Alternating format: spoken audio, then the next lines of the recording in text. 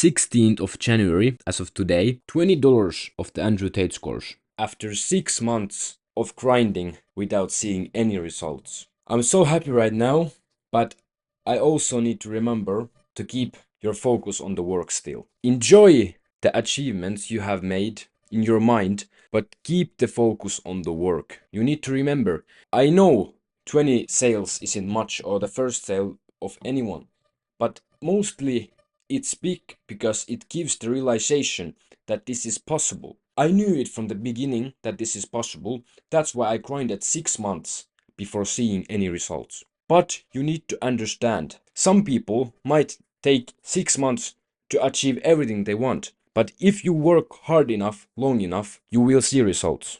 You will, trust me. I told you already in the, 1 month ago, that the Andrew Tate course is probably the one that will make me the most amount of sales, or the first sales as a beginning, because Andrew Tate is so known, and he has the more trust because I haven't been so long at the journey, so there are many people that don't trust, and it's normal, of course. But as more inputs you put, the more output you get.